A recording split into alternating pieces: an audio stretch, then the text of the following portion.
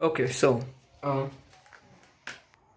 today, so I stumbled upon this Michael Penn video. Well, not stumbled upon, but I was watching it. Right, I really like Michael Penn's channel. He's like a really great content creator, to be honest.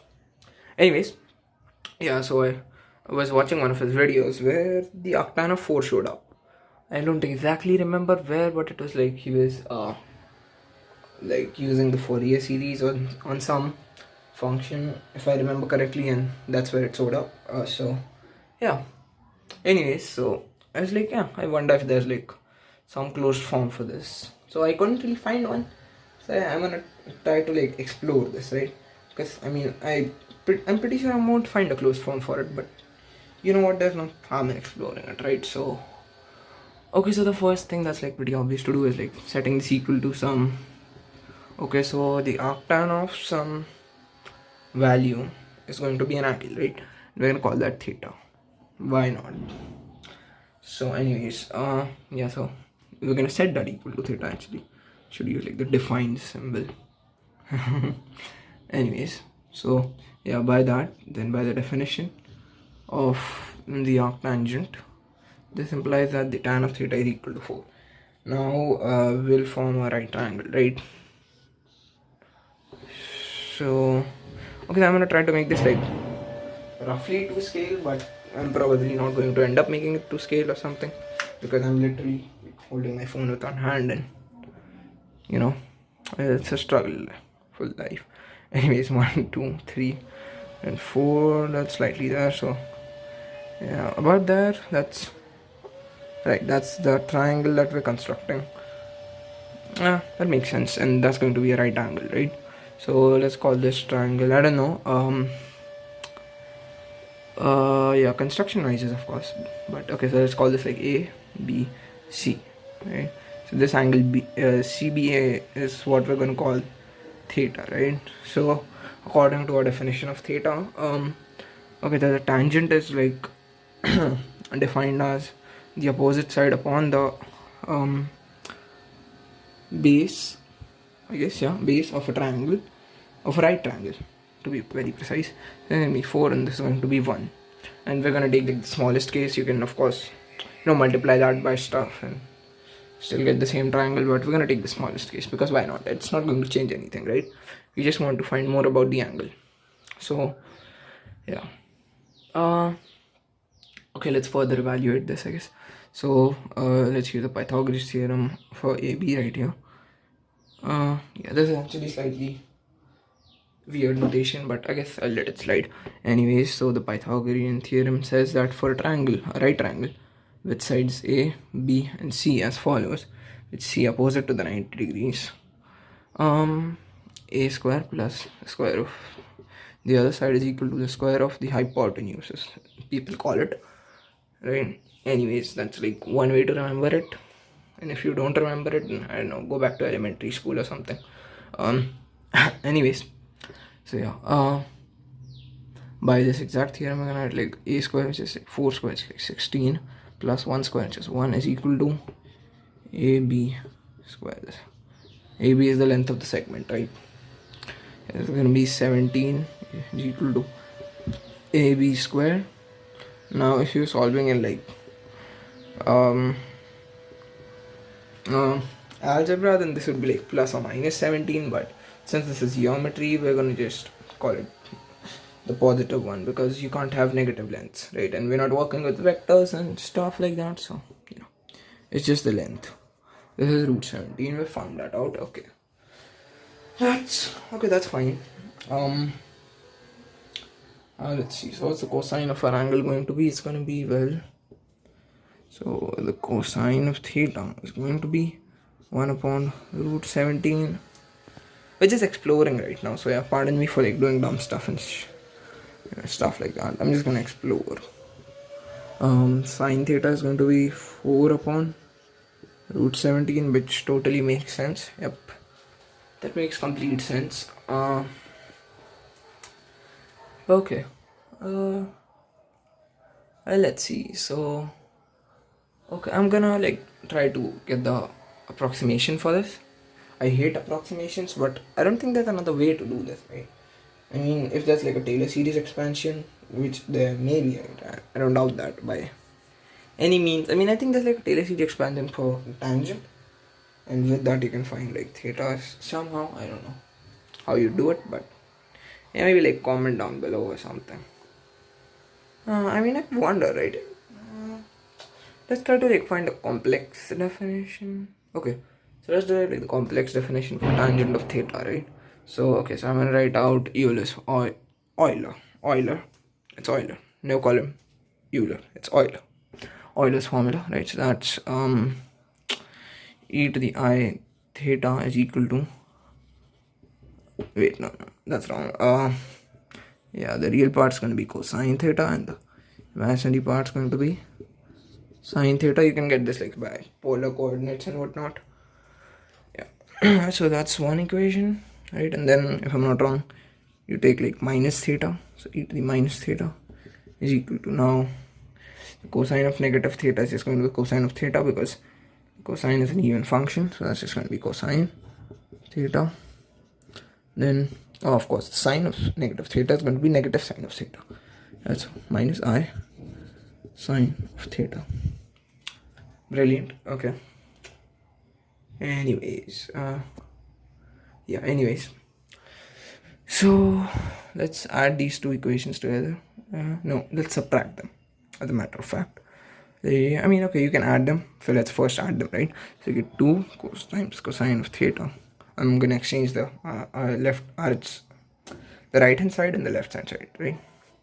So these two are gonna cancel out when you add them. So you get 2 cosine of theta is equal to e to the I theta plus e to the minus I theta. Right, so from here you can simply divide the two, and then you can do similar things, right? You can subtract these two equations in some form to get the following. Okay, so yeah, e to the I theta minus e to the minus I theta upon, well, you're gonna get like a 2i here, so divided by 2i. You can of course rationalize that stuff. So now using those, we're gonna compute tangent of theta, right? I mean, I think you can like very easily do this, but I just don't remember stuff. Like the only thing I remember is like this complex definition of the cosine of theta. So yeah. Anyways, the cosine of theta, right? Let's yeah, that's the tangent of theta by definition. So I'm gonna bring stuff to this other side, right? Yeah. So the tangent of theta by definition is sine of theta on the cosine of theta, right? Okay, so now we're gonna use these definitions. I'm gonna plug these up here. So okay, so the sine of theta is e to the I theta minus e to the minus I theta upon 2i. I'm gonna multiply this because this is like 1 upon cosine of theta, so we're just gonna reciprocate this and multiply that times 2 upon, right? And then from here, e to the I theta plus e to the minus I theta, I theta plus e to the minus I theta, right? So now the 2's cancel out because 2 is not equal to 0. Haha, funny jokes. Anyways, okay, so what we get is this thing is equal to, so 1 upon I times e to the I theta minus e to the minus I theta upon e to the I theta plus e to the minus I theta. Right, now I guess I'm going to rationalize this because OCD, and of course I'm going to rationalize this complex thing too. We're not going to do it here because this is not a final product, but this is a final product. Yeah, big quotes on that one. Anyways, so yeah, so we're gonna multiply both the top and bottom by I bet you've heard this before. So I squared is minus 1 by definition, so yeah, that's gonna be minus I and times, okay, so we're gonna rationalize this, right? So we're gonna multiply this by e to the I theta minus e to the minus I theta upon, and then the same thing, right? Because we want to keep the value as it is. Okay, so that's going to be e to the 2I theta, and then minus, okay, so first we'll evaluate the top, right? That's going to be e to the 2I theta plus e to the minus 2I theta, and then we're gonna do, well, yeah, and then that's like a minus 2 times e to the I theta times e to the minus I theta, but those just multiply to 1. That's like by definition, so that thing's actually, so you just put that up here, right? A to the minus b is equal to 1 upon a to the b, and hopefully you see why that's just 1. Okay. And by the way, this is like completely unplanned. I'm just doing this like, yeah. Anyways, so, and here we use the difference of squares, but backwards. Yeah, and that's cool enough. E to the 2I theta, right? Then minus e to the minus 2I theta.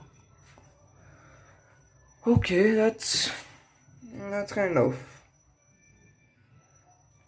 wait, no, I think you can like simplify that, can't you?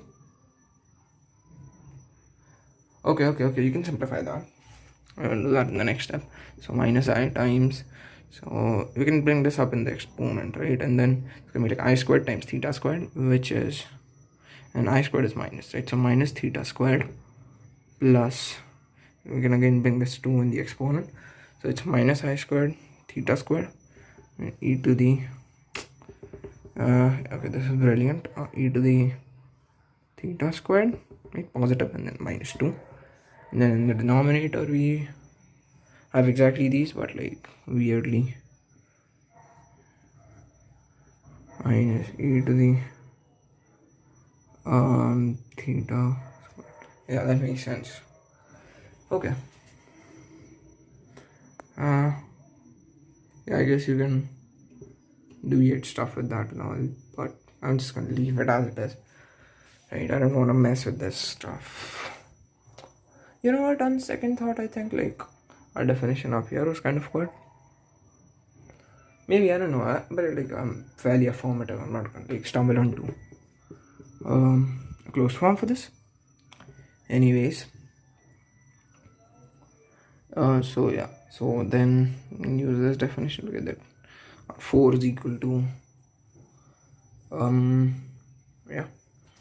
is equal to this stuff plus e to the, okay, so this is minus, this is positive, and of course this minus sign is outside of this theta squared in this. Oh wait, no, I cannot do that, in fact. As it turns out, I suck. Okay, so I just did this whole step wrong. Yeah, I had a hunch that I was doing something wrong, but like, yeah, okay, so this was entirely wrong. Yeah, this doesn't seem like a great form, does it now? So we're gonna stick with this form. So I'm gonna rub this stuff off, and we are actually not going to rationalize, because I don't know, it looks neater that way. It's not going to rationalize completely anyways, right? So yeah, upon e to the I, wait, no, so the bottom was positive. Yeah, okay, that's a cool definition, I suppose. So from here we get 4 equals minus I e to the I theta minus, okay, e to the minus I theta upon e to the I theta plus e to the minus I theta. Okay, that's great. So okay, now we can multiply both sides by I. So this is minus I squared, which is just 1. This is going to be 4I is equal to e to the I theta minus e to the minus I theta upon e to the I theta plus e to the minus I theta. Yeah, I guess that's weird. That very surely is weird. But yeah, I mean, I don't think it's like a solvable system as such. Can we try? Is it even worth trying in this case? I guess we'll find out. Okay. Let's multiply both sides by 4i times pi theta plus e to the minus I theta. To e to the I theta minus e to the minus I theta. Okay, that's great. So, okay. I don't know, am I even making progress or sense for that matter? Yeah, I don't think I am. Okay, anyways, that's an expression for r theta, I guess. That's cool. Anyways, so we're gonna move all the e to the I thetas to one side and e to the minus I thetas to the other side. That's gonna be e to the I theta times 4i minus 1. Yeah, that makes sense to me. I'll put that in quotes. And then minus 1 and then minus 4i. So 4i plus 1. Right, so as I was saying before that root interruption, yeah, so this is going to be e to the minus I theta. Right, yeah, brilliant interruptions, by the way. I love them. Yeah, anyway, so we're gonna divide that here and we're gonna put that in the denominator. Hopefully you get what I'm doing. And of course these can, I'm pretty sure they can never be 0, so we can do that stuff. So e to the I theta times e to the I theta, right? Because I mean, this is like basically taking it down, it's gonna come up, and hopefully you get that.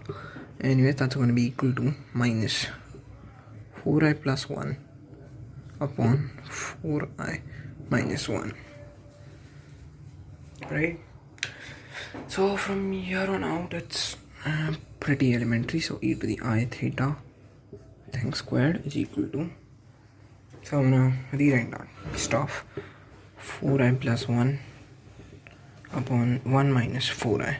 So we're gonna take we've taken this minus sign to the denominator and multiplied it out, so it looks like a little bit better. Okay, so I don't have much space now.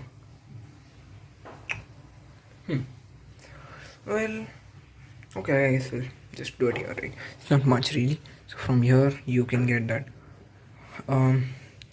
So yeah, so I'm just gonna take the square root here because I don't have much space, right? So e to the I theta is gonna be this, right? It's gonna be this thing, and then take the natural logarithm on both the sides, and of course I'm gonna assume that this thing is going to be positive, so because I'm going to take the natural logarithm. Yeah, so I'm not going to take the negative square root into consideration. So basically we get that I theta is equal to ln of the absolute value of square root of 4i plus 1 upon 1 minus 4i, right? You multiply both sides by by negative I, so this becomes theta. Theta is indeed equal to negative I times the ln of the absolute value of the square root of 4i plus 1 upon 1 minus 4i. Yeah, that's a little closed form. Wow. Okay, so I've got to rub this stuff in. I can actually write this up here because this is like brilliant, I think. I never thought that I'd come to this point in my life, honestly. Yeah, so I've proven someone on the internet wrong. That's a new one. Yeah. So basically, like, I commented on that video of Michael Penn that I wonder if this has a closed form, and a person was like, well, it doesn't. And you know what, that person, we're gonna find out who they were and bully them. But yeah, so this theta is equal to minus I times the natural logarithm of the absolute value of course the square root of 4i plus 1 upon 1 minus 4i. My man, this is the stuff I do this for, right? I love this. Anyways, okay, so yeah, you can define the natural logarithm in like various ways. I think there's like some stuff about that on the internet and whatnot, I don't know. But that technically is a closed form and does not involve trigonometric functions. So yeah. How about that? Dumb boy. Yeah, I've already begun on the bullying, haven't I? Yep. Let's avoid that stuff for now. So now we're gonna get like an approximation in for this one.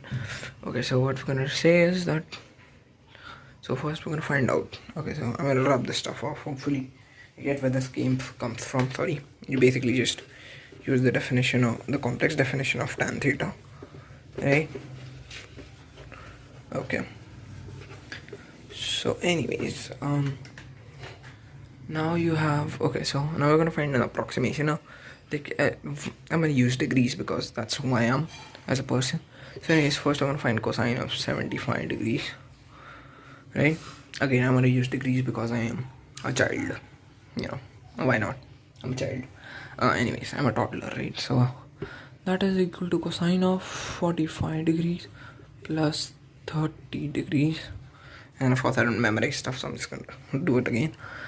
So I think like cosine of alpha plus beta, there's like a formula for this. Cosine of alpha, cosine of beta, minus sine of alpha, sine of beta. Yeah. So basically that's the formula for this stuff, right? So you know the cosine of 45 is 1 upon root 2 upon 2. And the cosine of 30 degrees, of course, degrees again, is this was root 3 upon 2. So anyways, so we do this stuff, we apply this formula, right? The cosine of 75 degrees turns out to be and well, I'm doing this so we can compare it with this one, right? And I'm pretty sure it is actually larger, but I guess we'll find out. Anyways, so yeah, the cosine of 75 would be cosine of 45 times cosine of 30, which is and of course this is equal to the sine of 45 degrees, and the sine of 30 degrees is, by the way, equal to 1 by 2. Yeah, these are the few values that I remember. Honestly, I don't remember much stuff. My memory is like brilliant. I don't know. Brilliant, of course. Brilliant. Yep. Okay, so yeah, cosine of 45 and cosine of 30, that's root 6 upon 4 minus, that's gonna be root 2 upon 4, be root 6 minus root 2 upon 4. That's a cosine of 75 degrees. Okay, well, either way, cosine of theta is this, right? Right, so this is probably going to be an uninterrupted cut. I'm sorry. Yeah. Okay, so as I was saying, right, this is the cosine of 75 degrees as we found it out. So now we'll compare this with cosine theta, right? So basically our task is now to compare root 6 minus root 2 upon 4 with 1 upon square root of 17. Well, notice that, okay, so let me just think about this for a second. So like, okay, so we're gonna approximate, right, because we're just comparing. So we're gonna call root 17 is okay, so let's do this, right? Let's do it this way. So yeah, the square root of 17 is surely less than 4. No, wait, greater than. Brilliant maths. Yeah, square root of 17 is surely greater than 4. Alright, which means that 1 upon the square root of 17 is surely less than 1 upon 4. Okay, and okay, so now all we have to say is that root 6 minus root 2 is like greater than yeah, all we have to say is that root 6 minus root 2 is greater than like it's greater than 0. Basically it's positive, right? And if we know that, then that would mean that, okay, so we can just like so like we can make this 1 or root 6 minus root 2, but so we'll have to check is root 6 minus root 2, we'll have to compare that with 1. Okay, I guess we can do that on the side, right? So yeah, square root of 6 minus the square root of 2. So this can be written as square root of 2, square root of 3 minus 1. Now this is greater than 1, and this is 1.7 something, if I'm not wrong. So this is greater than 1, this is less than 1. Okay, so this is something of a dilemma. I guess we just put in the approximate values, right? So the one that I remember is like, okay, so the square root of 2 is 1.414, square root of 3 is 1.712, and minus 1. Okay, so this is 1414 upon 1000. I don't like using decimals, that's why I'm doing that. Yeah, and then like multiplied by, so this is going to be like 0.712, which is 712 upon 1000. Now okay, so we just multiply this stuff out, right? 1414. Okay, maybe like I should do this calculation on the side, which is why like I should have kept this session like unimprovised now that I think about it. But oh well, I've recorded like 20 minutes, I mean, more than 20 minutes actually, like 30 minutes at this point. What, 1414 times 712. This is 1006760. No, 6768. Yeah. I was thinking, how the hell did they send 10 0? Yeah. Great math, great math. Upon 10 to the power 6, right? Okay, so this is. Oh! Okay. So yeah, and these values, by the way, of root 2 and root 3. So these are like strictly greater than, right? Yeah. So that just means that the square root of 6. Yeah, so we've proved that the square root of 6 minus the square root of 2 is indeed greater than 1. Okay, great. So I guess I can log that off, right? Okay, yeah. Yeah, I hope I can rub that off, right? That's like, yeah. So this is all really terrible rough work. Yeah, I need a bigger board maybe. I don't know, subscribe, sponsor or something. Anyway, so what we've said is the square root of 6 minus the square root of 2 is surely greater than 1. That means that this upon 4 is greater than this upon 4. Yeah, so okay, that's still, yeah, the equality holds. And of course we know that 1/4 is greater than 1 upon root 17. So look at this stuff and then this stuff. So basically what that tells us is that, okay, so what we've got is that cosine of 75 is greater than the cosine of theta. Yeah, hope you see where that comes from. Yeah, okay, that's pretty good. So after this, let's think. So what, so the cosine, and okay, this is like a normal right triangle, right? So you only consider the interval like up to pi over 2, I think. Yeah, pi over 2. So it starts at 1, then it goes down, so it's strictly decreasing, which means that, so since cosine of 75 is bigger than cosine of theta, it means that theta is bigger than 75. So our angle theta is strictly bigger than 75, and it is, well, surely less than 90. So yeah, so basically we have first of all this closed form, which I am extremely proud of for some reason. I don't know, that should have been like pretty obvious from the start that I can do this by like complex analysis and whatnot, but yeah, I didn't really think I'd arrive to an answer. So anyways, so we just know that our theta is between 75 degrees and 90 degrees, right? I'm using degrees because I am a child, I am a toddler. Yes, I am a toddler. Anyways, yeah, so 75, 90. That's a range of 15 degrees. I don't know, is that good enough? So if you want to, you could like really narrow this down a lot by like using cosine of 8 and cosine of 15 and whatnot and adding that to this stuff. But I'm not going to do that because I already have a closed form. I'm going to call that a closed form because I will. You can't stop me. uh, anyway, so that's an approximation for it, right?